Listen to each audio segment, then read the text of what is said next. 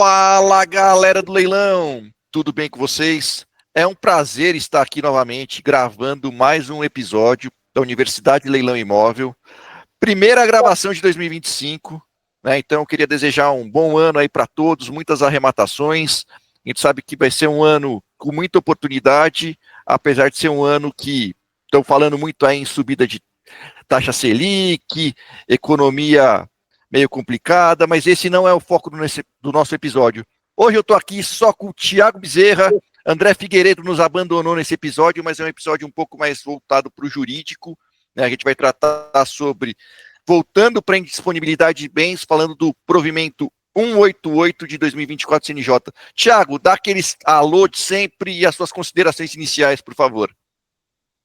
Fala, pessoal. Primeiro aí, sentindo falta do nosso amigo André, nos abandonou hoje na gravação, e aqui a gente vai dar continuidade daí sobre os outros programas que a gente falou sobre gravames e ônus, e hoje a gente vai fechar tudo com o provimento 188, né, que saiu no final do ano passado. Então é isso aí. Bora lá, Dani. Pessoal, quem quer se inteirar sobre o tema para não cair de paraquedas nesse vídeo, assista os anteriores sobre ônus e gravame, tá bom?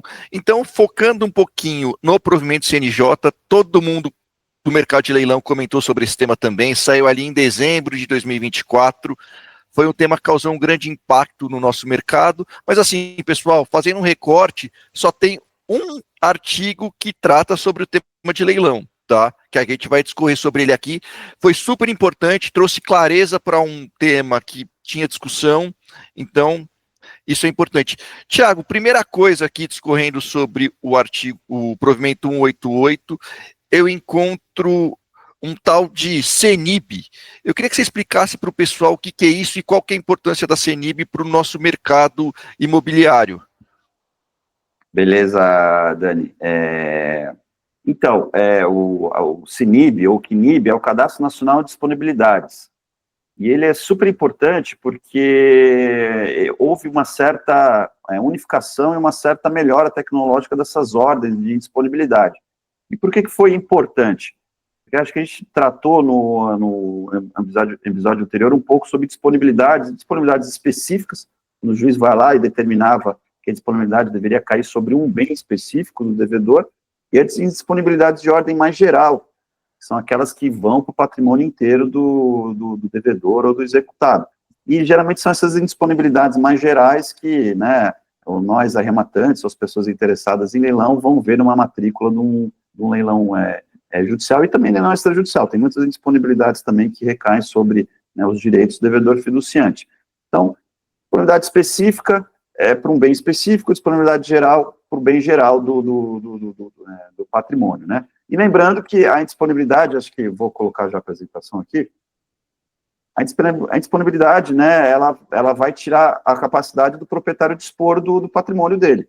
Ali, pelo artigo 1228, é um dos direitos, né, um dos atributos da propriedade, a possibilidade de você dispor, vender, doar, fazer o que você quiser com, no caso do imóvel de sua propriedade.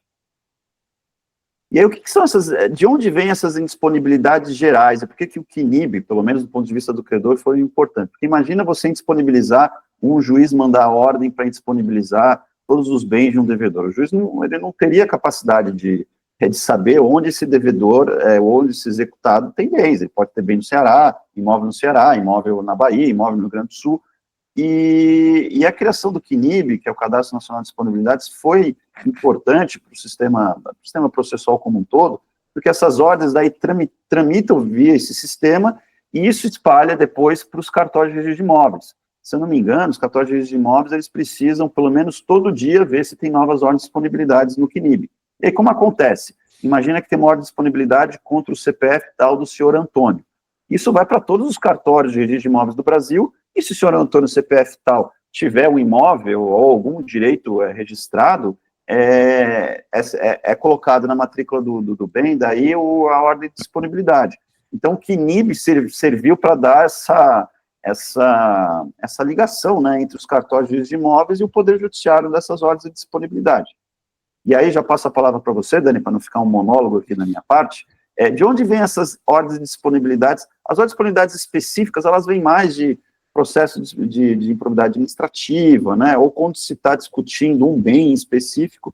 Já essas ordens de disponibilidade gerais, geralmente elas são de origem fiscal, de tributos, ou trabalhista. E de onde vem isso? No artigo CTN, que é o Código Tributário Nacional, no artigo 185, eu vou ler só uma parte dele, diz aqui, ó, na hipótese do devedor tributário devidamente citado, ou seja, o devedor foi citado como execução fiscal, não pagar nem apresentar bens à penhora no prazo legal, o que quase nunca acontece, se não forem encontrados bens penhoráveis, o juízo determinará a indisponibilidade de seus bens e direitos. Você vê aqui que a ordem, o artigo diz que ele vai determinar a indisponibilidade de seus bens e direitos, ou seja, de uma disponibilidade geral do patrimônio. Então, como acontece? O que acontece? Vamos supor, ter uma execução fiscal contra o Daniel, de 300 mil reais, uma execução fiscal federal, por exemplo. Ele é citado, ele não nomeia bens à penhora, ou seja, ele não apresenta nenhum bem para garantir a dívida lá, o juiz pode determinar a disponibilidade geral dos bens dele. E essa ordem de disponibilidade, ela tramita via Cadastro Nacional de Disponibilidade e atinge todos os bens. Se o Daniel, por exemplo, tiver 3 ou 4 imóveis em lugares diferentes da federação, todos esses bens vão ter uma ordem de disponibilidade lá. O Daniel, ele não vai conseguir mais vender esses imóveis de maneira formal, porque vai ter uma ordem de disponibilidade e nenhum cartório de imóveis vai poder permitir que ele transmita a propriedade, ou seja, se ele fizer uma escritura pública que é possível com a disponibilidade, nenhum cartório de imóveis com uma ordem de disponibilidade poderá aceitar essa transferência sob pena, inclusive, pessoal do cartorário que aceitar. Então, é muito comum que a gente tenha, às vezes, indisponibilidades gerais do patrimônio das pessoas averbadas na matrícula. E por que dívidas trabalhistas? Porque o artigo 889 da Consolidação das Leis do Trabalho diz o seguinte: aos trâmites incidentes do processo de execução trabalhista são aplicáveis naquilo que não contravierem, ou seja, que não forem opostas ao que está na CLT, os preceitos que regem processos executivos fiscais para a cobrança judicial de dívida ativa da Fazenda Pública. Então, se entende que essa ordem de disponibilidade geral, como tem esse artigo 889 da CLT, se aplica também a execuções trabalhistas. Então, é por isso que é normal ter várias disponibilidades gerais no patrimônio por execuções trabalhistas. Algum réu é citado, não paga no processo trabalhista, não nomeia bens a penhora e o juiz manda disponibilizar todo o patrimônio dele. Então, e aí, Daniel, não sei, daí passo a palavra para você, depois a gente vai falar um pouquinho, qual que é a sua experiência aí, assessorando leiloeiros, assessorando arrematantes, se essas ordens de disponibilidades mais gerais se fazem muito presentes ou não nas matrículas das pessoas que você assessora. O que você acha? Ô, Thiago, eu queria só pegar alguns ganchos do que você falou que eu acho importante, e para a gente ir trocando essa ideia aqui, para a gente ir conversando sobre o tema, e depois eu vou responder a sua pergunta, tá? O que você falou que eu acho legal, sim, o cartório ele é obrigado a visualizar o sistema da CENIB uma vez por dia.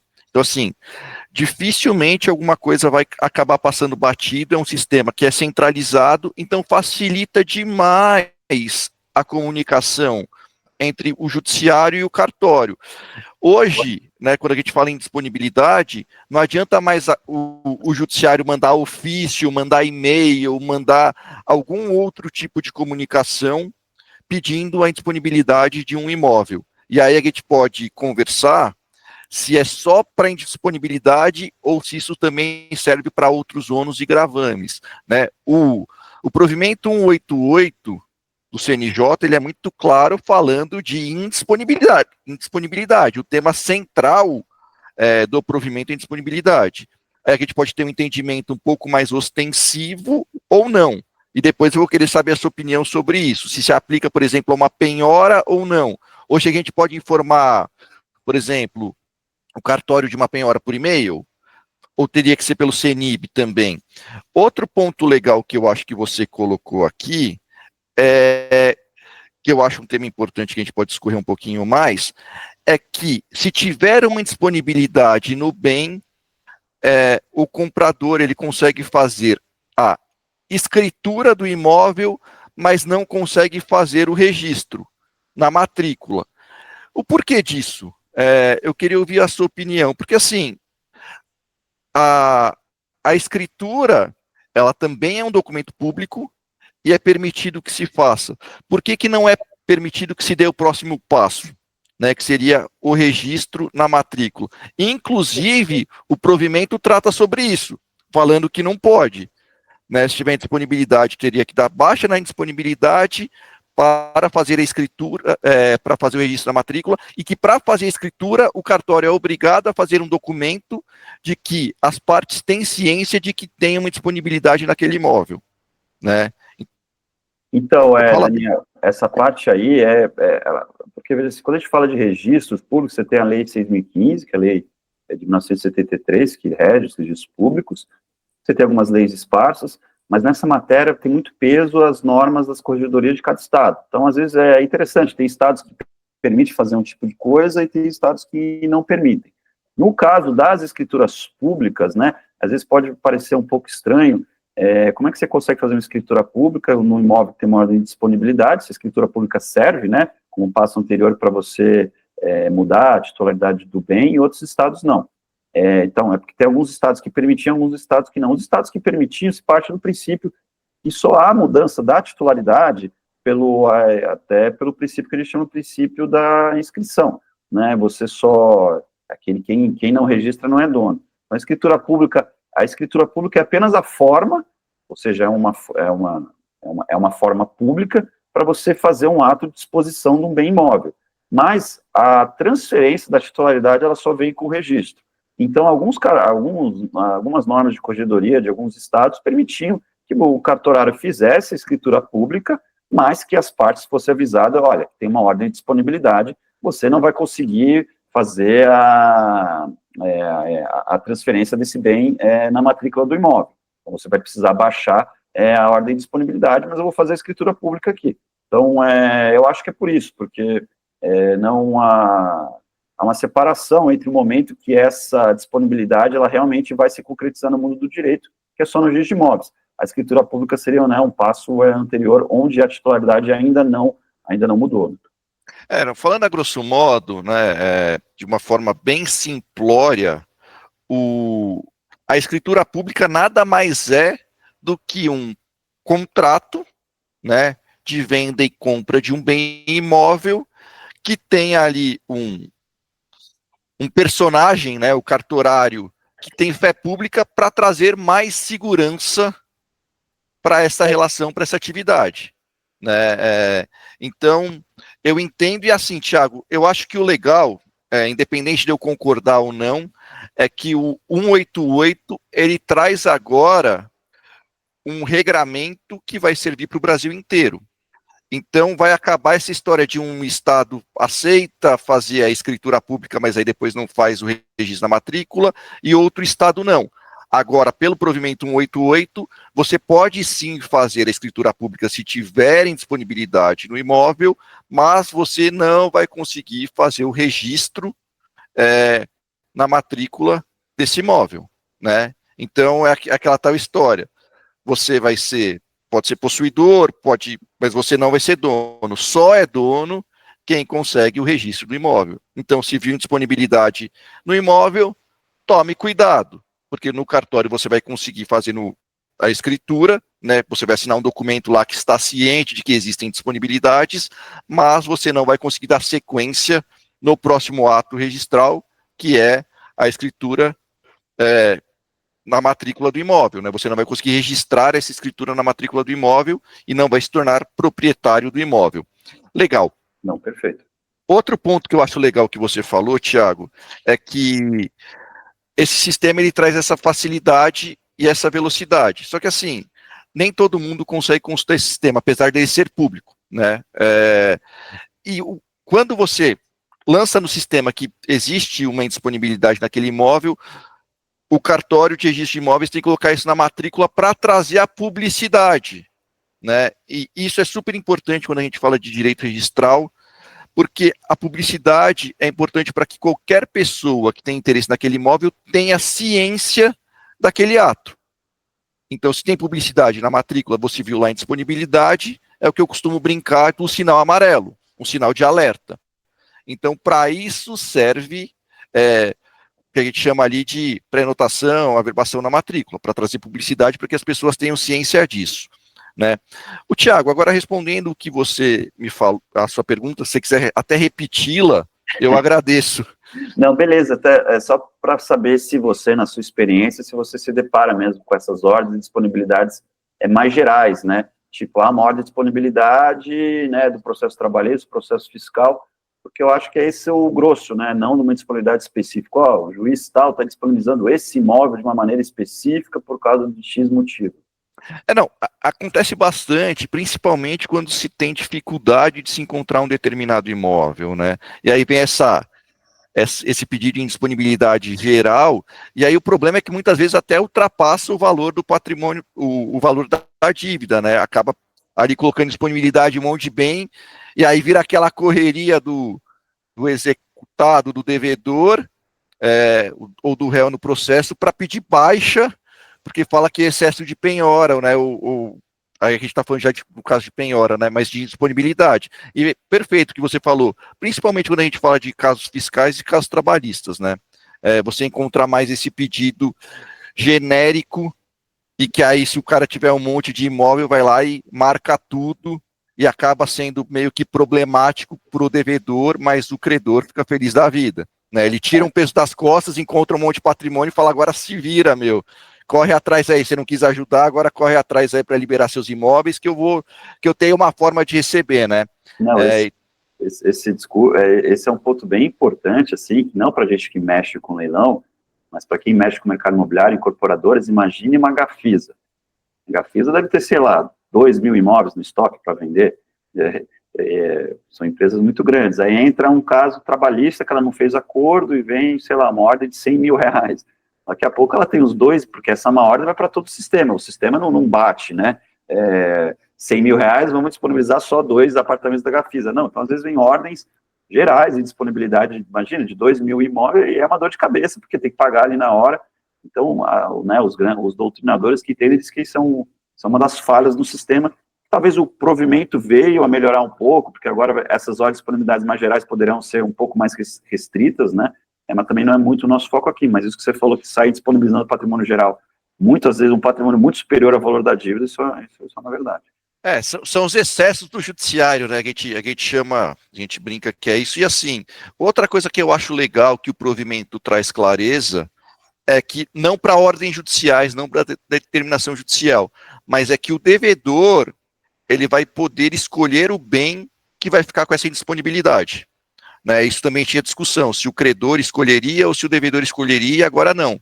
Agora traz clareza que o devedor, se ele tiver mais de um imóvel, se ele tiver um patrimônio maior, e não for uma determinação judicial, que ele pode indicar esse bem e a escolha é dele. Não, perfeito, é isso que até quando você falou assim, mas quando eu li o provimento, ele poderia já, de uma maneira antecipada, dizer, olha, eu tenho esses bens aqui, custa tanto, que a disponibilidade caia primeiramente sobre esses, né? É isso aí, perfeito. Então ele tem o direito de escolha, né?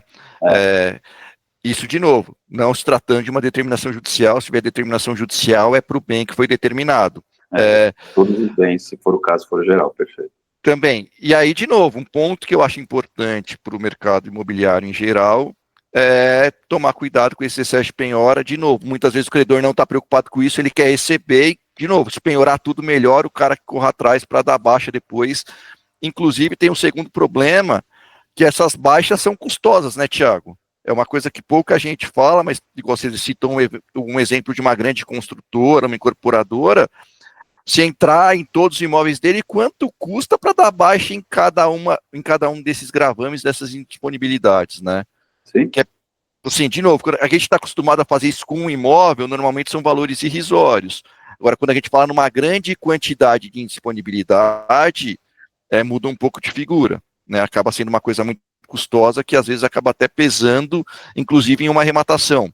Né? Se você tiver várias ali em disponibilidade, tiver que pagar por essas baixas, o que também ficou claro agora no provimento 188, é uma coisa que você tem que se atentar. Tiago, vamos entrar aí agora no tema que nos interessa bastante, né? Que é na questão que o 188 trouxe sobre os nossos queridos leilões. O provimento agora ele traz muita clareza no artigo 320G, né, que no caso de arrematação, alienação ou adjudicação, a autoridade judicial que determinou tais medidas deverá, olha que bonito, deverá, essa palavra é super importante, expressamente prever o cancelamento das demais constrições oriundas de outros processos, arcando o interessado com os emolumentos devidos. Então aqui, Tiago, eu acho que traz clareza para um tema que tinha muita discussão. Foi uma decisão bem acertada aí do CNJ de trazer no seu bojo que agora o juiz que está levando o bem a leilão pode determinar a baixa. E aí vem a minha primeira pergunta para você e depois eu vou dar minha opinião. Das demais constrições, nós estamos aqui em um provimento que trata especificamente de indisponibilidade, né? Mas quando fala de leilão, ele não fala que o juiz deverá determinar, né? Deverá, não é nem poderá. De novo, a palavra forte aí. Ele deverá determinar o cancelamento das demais constrições. O que você acha disso? E depois eu vou dar a minha opinião. Vale para penhora? Vale para tudo ou não vale? E aí? Perfeito, Todo mundo quer saber? Você deixa eu dar pelo menos 2 passos atrás aqui, Daniel, porque eu acho importante para saber para onde a gente foi, para onde a gente estava, como era, né? Então, claro. eu vou responder a sua pergunta, tentar ser bem breve aqui. O que acontecia? Né? O CNIB ele foi criado e regulamentado pelo provimento número 39 do CNJ, que é um provimento de 2014. Né? Eu vou recorrer aqui como tema leilão sobre o artigo específico que tratava da questão da arrematação judicial para imóveis com ordem de disponibilidade, né? Aí eu vou ler aqui, vocês vão ver como era um artigo confuso de entender. Eu não sei se está um pouco boa na apresentação, porque comeu um pouco aqui, mas eu vou ler. As indisponibilidades averbadas no termo desse provimento e as decorrentes do parágrafo 1 do artigo 53, que é da execução fiscal, não interessa tanto aqui, não impedem a inscrição de concessões judiciais, ou seja, não impede, por exemplo, uma penhora, assim como não impede o registro da alienação judicial do imóvel, ou seja, não impede o leilão desse imóvel, desde que a alienação seja oriunda do juízo que determinou a disponibilidade, que ele diz aqui, ó, desde que o leilão seja fruto do juízo que ele próprio tinha determinado a disponibilidade anteriormente, ou aqui distribuído em inquérito civil público e a posterior ação desse decorrente, ou que consignado no título judicial, ou seja, na carta de arrematação de um outro juízo, a prevalência da alienação judicial em relação à restrição oriunda de outro juízo ou autoridade administrativa que foi dada à ciência da execução. Então, assim, se você não lê com atenção isso aqui, principalmente uma pessoa que é leiga em direito, é difícil entender o que ele está querendo dizer nesse provimento. Aí o parágrafo dizia o seguinte: consistindo eventual exigência para o registro da alienação judicial do imóvel, atingido por ordem de disponibilidade na falta de indicação no título da prevalência da alienação judicial, em relação à restrição, olha só que dificuldade para entender tudo isso. O que ele está querendo dizer aqui é que, se existir um imóvel com a alienação, com ordem de disponibilidade, num outro processo houve um leilão judicial, pode, mas desde que o título, ou seja, a carta de arrematação, dissesse que aquela arrematação prevalecia sobre as outras ordens de disponibilidade. Se isso não acontecesse, dizia aqui o artigo, o registrador poderia, inclusive, dar nota devolutiva dessa carta de arrematação, que falava aqui, eu sigo, a de que foi dada essa execução. Se não houvesse isso, será o fato comunicado ao juiz que expediu o título da alienação, ou seja, onde houve o leilão, visando a sua complementação, ficando prorrogada a prorrogação por 30 dias, ou seja, era um artigo muito complicado, muito confuso, os juízes, às vezes, eles não diziam que era o óbvio, que a arrematação tinha que se sobrepor às outras indisponibilidades. Embaixo aqui eu cito uma decisão do Tribunal de Justiça de São Paulo, é uma decisão em dúvida, que ele diz aqui, ó, dúvida, carta de adjudicação, que é parecido com a de arrematação, ordem de disponibilidade emanada de juízo diverso daquele que é arrematado o imóvel. Provimento 39 do CNJ, seu artigo 16, permite o registro, ainda que faça alusão à menção na carta de arrematação de prevalência na ação judicial em relação... o que está dizendo aqui é que na carta de adjudicação, de arrematação, não tinha essa ordem de prevalecimento em relação às outras ordens de disponibilidade. Mas, mesmo assim, o Tribunal de Justiça de São Paulo entendeu que é uma prevalência que ele chama íncida, é uma prevalência óbvia da própria expedição da carta de arrematação. Por que eu estou dizendo tudo isso? Porque havia decisões em que, quando a carta de arrematação não tivesse esse dispositivo, olha, da ordem do juiz, olha, a arrematação está prevalecendo sobre outras ordens de disponibilidade, às vezes o registrador ele não registrava, né? Porque falava, não, precisava ter essa ordem. E vocês vejam que esse artigo 16 era muito confuso. O Dani, ele já leu o novo artigo do novo provimento, como ele é muito mais simples, né, em relação a isso. Então, eu achei legal fazer essa digressão de como era, para a gente entender a melhora, né? A gente só consegue entender como melhorou quando a gente entende como era. Então, era muito confuso o artigo 16 do antigo provimento do CNJ, que era CNIB 1.0, e às vezes você tinha dificuldades dos arrematantes conseguirem registrar as suas cartas de arrematação.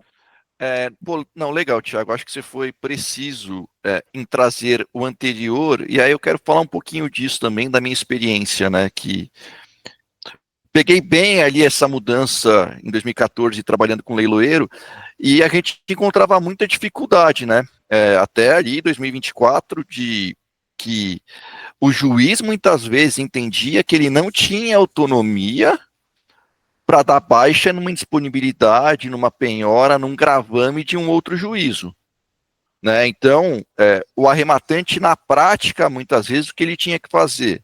Ele arrematava um bem, um processo, se tivesse 10 indisponibilidades, 10 penhoras, 10 ônus naquele imóvel, ele pegava um ofício ou a carta de arrematação, comprovava para o juiz do processo que tinha esse ônus e pedia para o juiz do processo dar baixa, né? Então era algo trabalhoso, né? Eu já peguei imóveis que tinham mais de 50 indisponibilidades, penhoras, gravames em geral, e tive que peticionar em cada um dos 50 processos para conseguir dar baixa, porque o juiz do caso entendia que ele não tinha autonomia para fazer isso, né?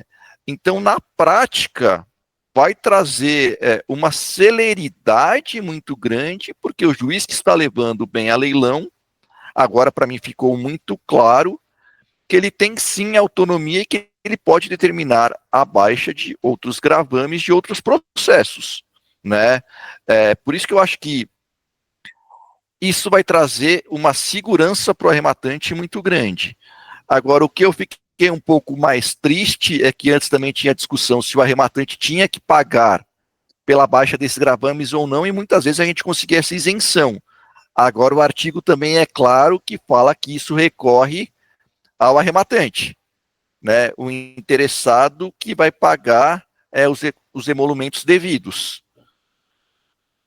Não, perfeito. Então aqui, a intervenção do Daniel foi precisa, é bem isso mesmo.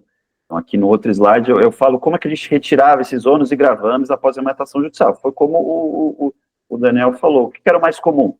O juiz que determinou o leilão do bem determinava a baixa da penhora, né? Lembre-se que, né, a gente falou nos outros episódios, né, que você precisa ter necessariamente a penhora para ter o leilão, e, eventualmente, a baixa da hipoteca, se o credor hipotecário tivesse sido intimado.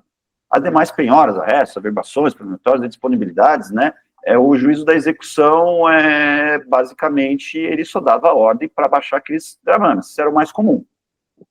E aqui eu até cito uma decisão do próprio STJ aqui, ó. O juízo da execução, na qual ocorreu a arrematação, autoridade impetrada, não detém competência para o desfazimento ou cancelamento automático de constituições e registros imobiliários determinados por outros juízos da mesma hierarquia. Então, o próprio STJ, aqui na decisão de 2016, diz, não, o juiz ele não pode ser obrigado a baixar penhoras, né, ele não teria nem competência para fazer isso. Mas o que acontecia menos comum? Alguns juízes davam uma canetada e mandavam o registro de imóveis baixar todas as disponibilidades ou gravames que eventualmente existisse na matrícula do imóvel arrematado, como o próprio bem Daniel, como o Daniel falou. Então, alguns poucos casos, né, a gente falava, os casos dos arrematantes sortudos acontecia isso, e nos outros casos mais comuns, quando tinha muitas restrições, você tinha realmente que peticionar processo a processo. E aí, para a gente já entrar, né, na questão que você falou, Dani, e aí para a gente responder, eu só vou passar mais aqui, de onde surgiu o provimento 188 do CNJ, né? O provimento 188 do CNJ, ele surgiu para criar o que eles chamam da CNIB 2.0, né? Substituindo e revogando o antigo provimento 39 daquele que a gente falou. Claro, a questão de disponibilidade não tem relação apenas com o leilão de imóveis, né? Tem relação com muitas outras coisas, e o provimento, ele trata de muitos artigos muitos artigos outros do que apenas leilão de imóveis, mas ele tem realmente, acho que é o artigo 320G, que realmente vê, se a interpretação do Daniel vier a prevalecer, eu entendo que vai ser uma revolução em relação a leilões judiciais, mas vamos explorar um pouquinho mais daqui 1 ou 2 minutinhos, e já passo a palavra para você, Daniel. Eu coloquei aqui quais são os avanços do provimento e o retrocesso, né? A gente não vai tratar, não vai ler os artigos aqui, mas o provimento 188, ele permite que agora as ordens, como o Daniel já comentou, talvez possam ser específicas para determinados bens, e não necessariamente disponibilizar o patrimônio todo da pessoa. O artigo 320A do provimento, ele trata isso. O que é justo, né, Tiago? Acho que, assim, isso vem para evitar excessos, para evitar problema e realmente garantir o que se deve garantir, que é o valor da dívida, né? Não, perfeito. Concordo plenamente com você.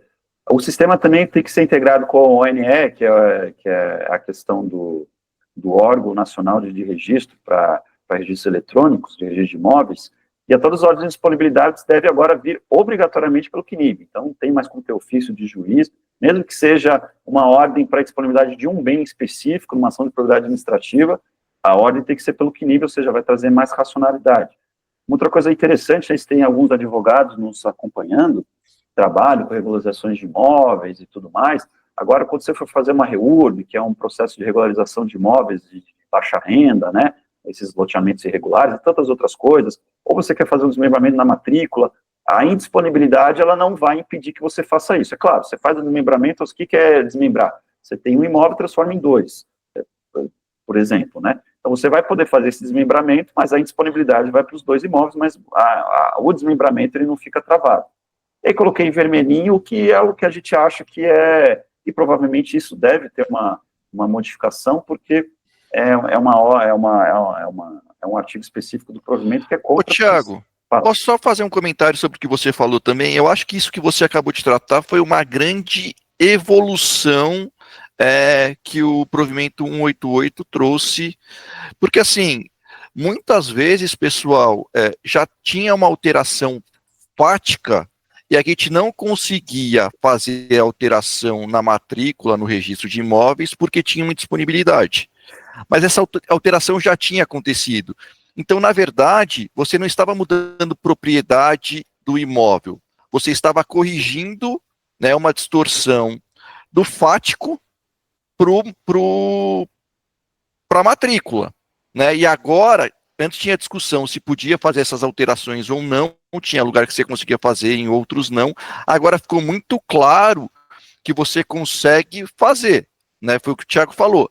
A indisponibilidade vai continuar existindo. Mas, por exemplo, você tem que fazer uma alteração de metragem do imóvel, você construiu ali numa casa-terra um sobrado, né? Você não conseguia fazer essa regularização na matrícula se tivesse indisponibilidade, e agora você consegue. O que, na minha opinião, foi assim, caiu como uma luva, foi super acertado. Não existia nenhum motivo para você não conseguir fazer isso, inclusive a indisponibilidade vai recair da forma correta sobre o imóvel do jeito que ele né?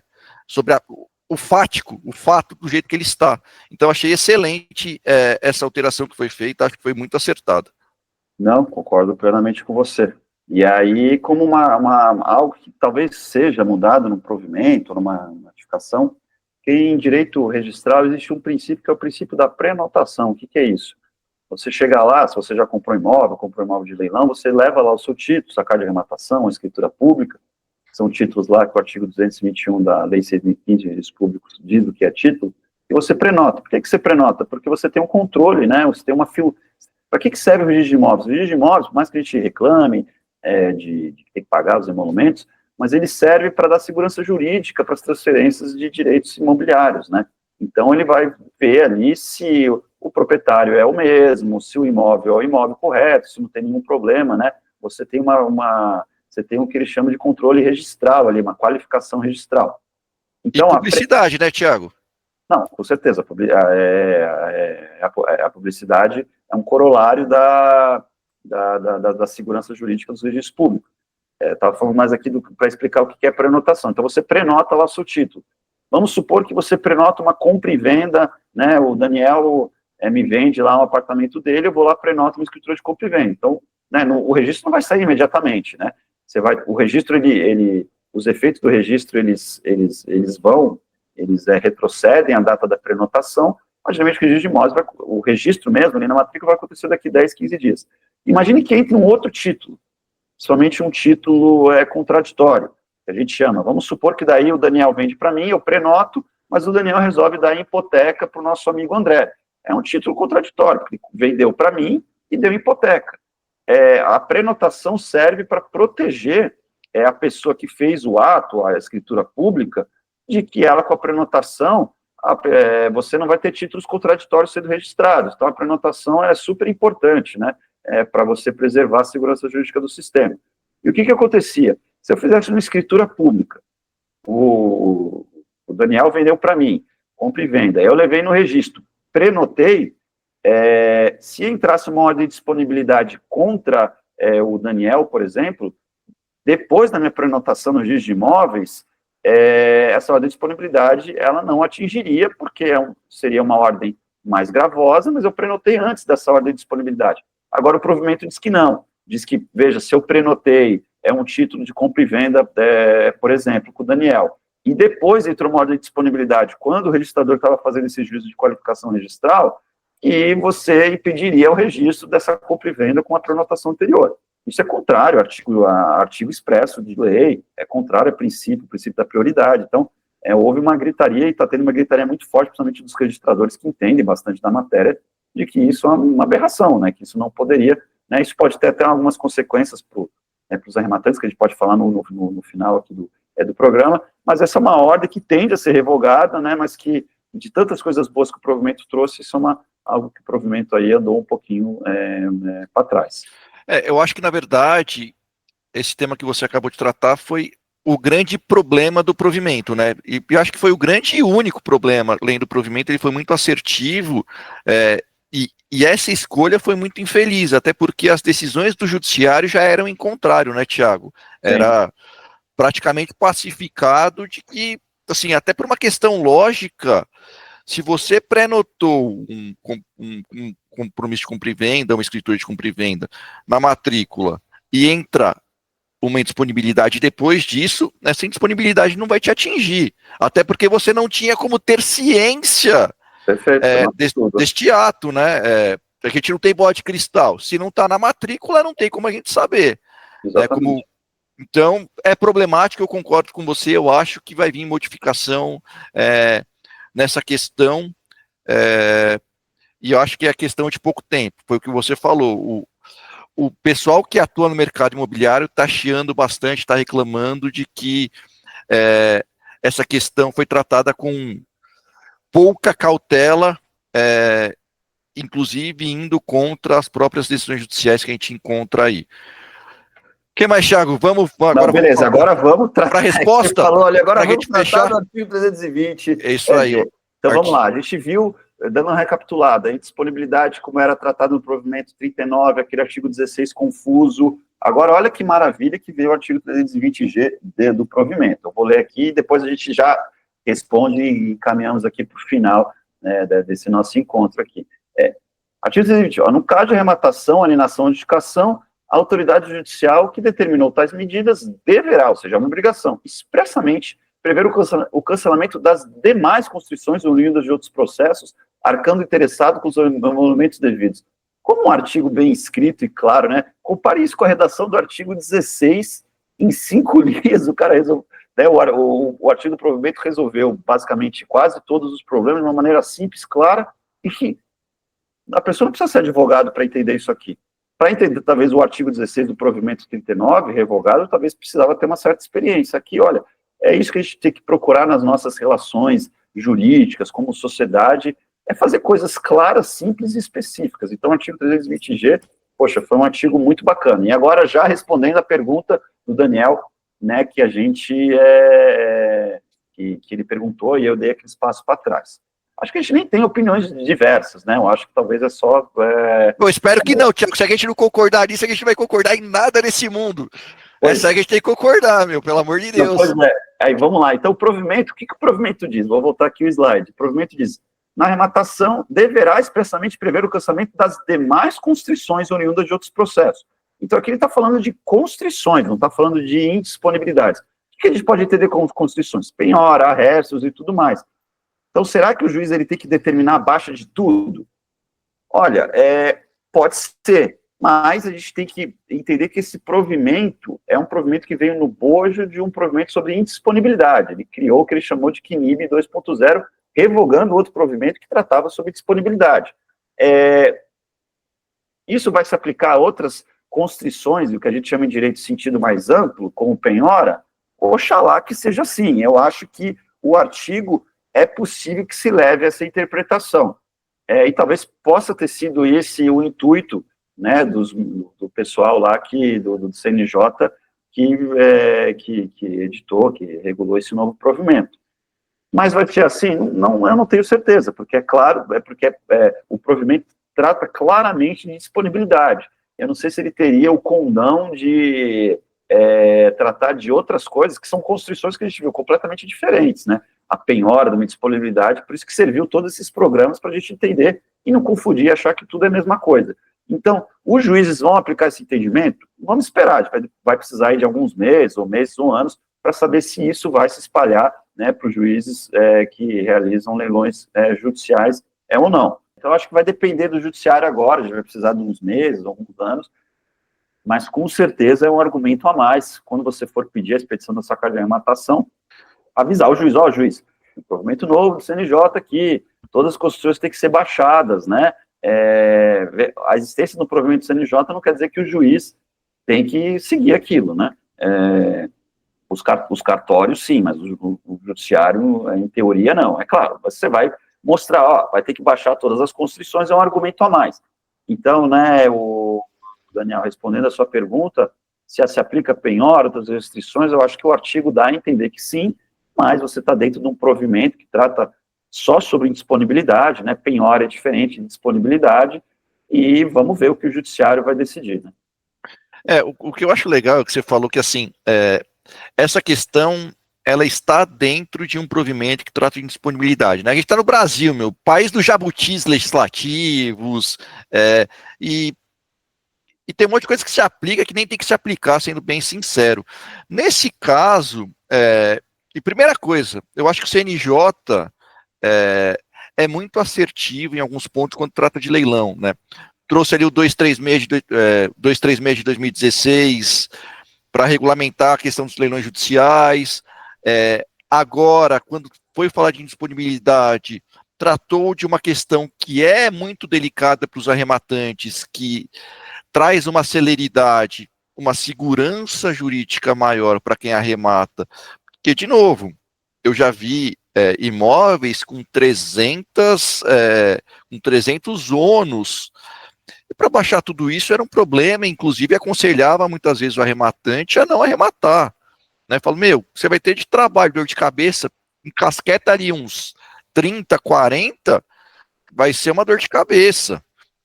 Né? E era custoso, o advogado cobrava para fazer esses pedidos de baixa, muitas vezes um valor por cada um deles, que acabava inviabilizando muitas vezes a própria arrematação. Então, eu acho que o CNJ está atento às dores dos arrematantes, né? Eu sou uma pessoa que sempre brigo bastante, sempre falo que o arrematante é esquecido, o arrematante é o elo fraco dessas relações, e eu fico muito contente de ver que um órgão como o CNJ está olhando para algumas dores que os arrematantes têm enfrentado. E o meu entendimento é exatamente o do Tiago, mas assim, eu sou mais enfático. Eu acho que é para tudo. Tá? A minha opinião do Daniel, é que o artigo ele é muito claro quando ele fala demais constrições oriundas de outros processos. Demais constrições, ele traz essa abertura do conceito justamente para que o arrematante consiga fazer o seu pedido para dar baixa em todos os ônus e gravames que tenham na matrícula, tá? Pode falar, Tiago, claro. Beleza, eu daria só agora você falando, eu pensei um pouquinho mais, eu concordo com você, mas se a gente refletir um pouquinho mais, é porque o próprio provimento 39 não se sentia clareza se teria necessidade antes do leilão, porque o artigo 889, ele determina que os credores com penhora anteriormente averbada sejam cientificados do leilão. Perfeito. Não existia essa determinação para ordens de disponibilidades, até porque disponibilidade, entre aspas, não é uma constrição que a gente tratou executiva. Então, veja, se um juiz der uma canetada e baixar todas as ordens de penhoras, por exemplo, alguns juízes faziam isso, né? A gente viu até que tem uma decisão do STJ dizendo que ele não poderia fazer isso.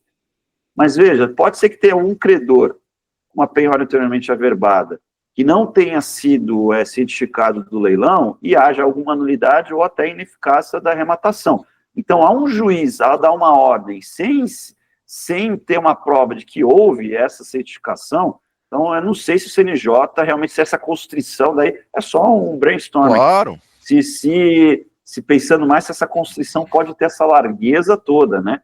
Porque ao tratar das indisponibilidades, ok, manda baixar tudo, mas uma penhora, vamos supor que tem uma penhora do credor trabalhista, que tem preferência, precisa receber.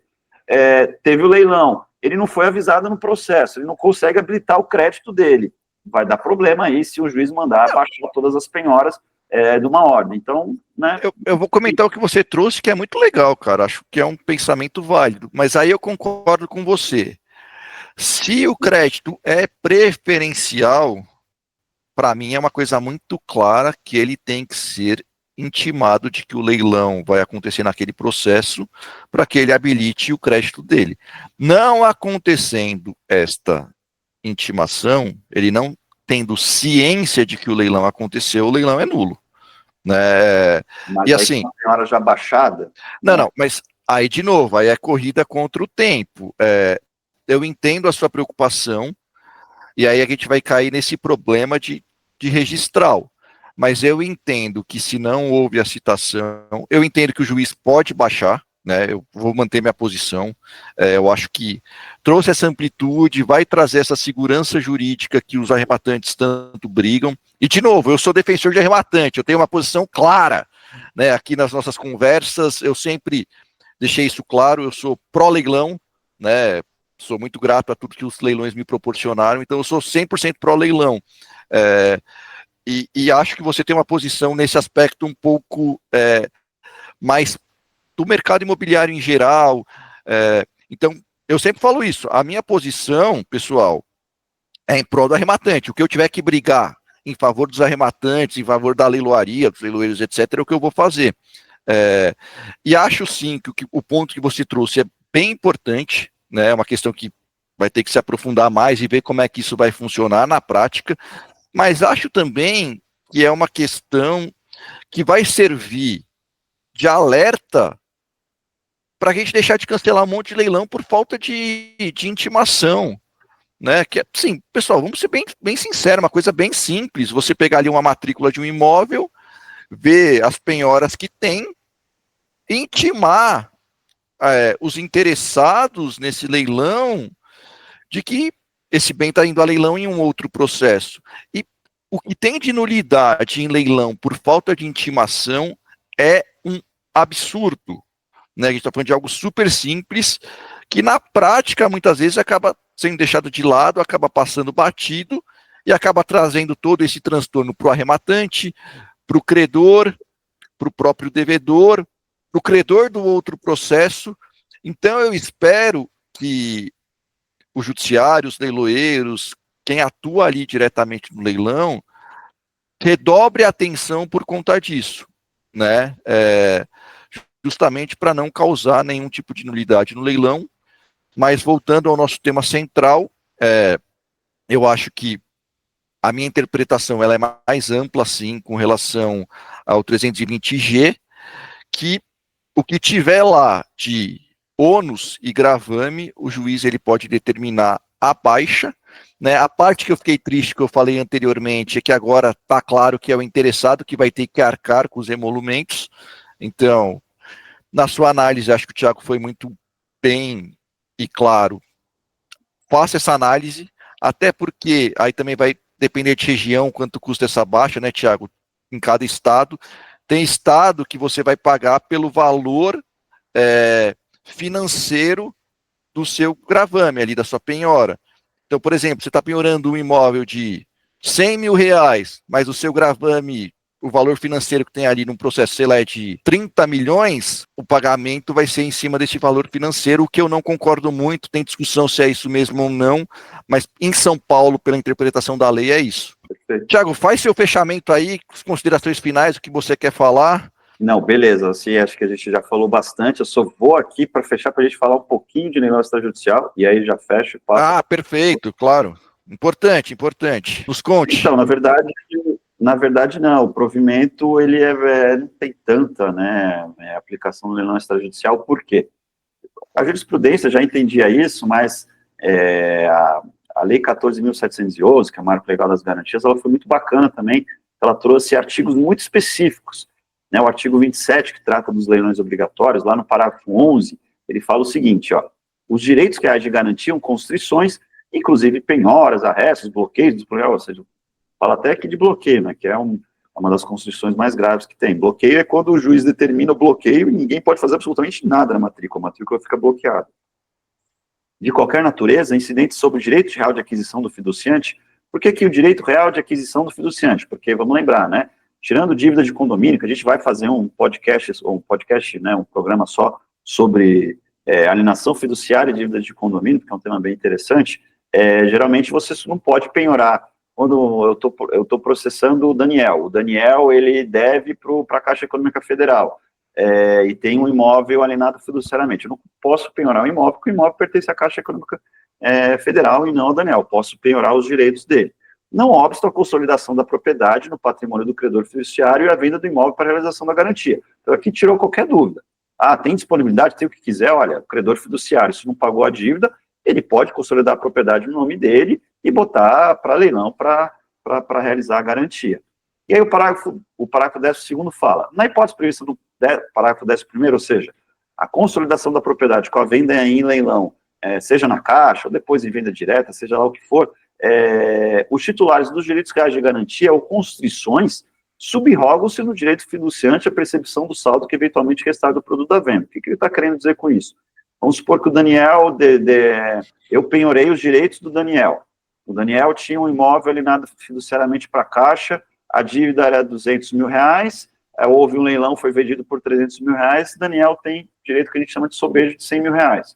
A minha penhora sobre os direitos dele, ele se subroga, ou seja, se substitui nesses R$100.000, mas isso não na matrícula do imóvel, né? Então, é raro, mas às vezes alguns registradores, às vezes não querem dar baixa nisso, ou alguns juízes não querem determinar a baixa dessas restrições na matrícula, mas tem que fazer porque a disposição expressa não de um provimento, mas de lei. Então, é isso, né, sobre restrições e ônus em relação a leilão extrajudicial é muito mais simples do que em relação ao leilão judicial. Então, aqui me despeço, obrigado aí pela paciência de vocês aí, foram 3 programas aí densos, né, vai dar, sei lá, umas 2 horas, alguma coisa, mas agradeço, vou dando aqui o meu tchau aqui para o Daniel e passo para ele dar as considerações finais e a gente encerrar esse programa. Então, bem legal, Thiago, essa questão que você trouxe dos leilões extrajudiciais, até para falar para as pessoas que por isso que muita gente fala que o leilão extrajudicial é muito mais simples do que o leilão judicial, né? E nesse aspecto é verdade.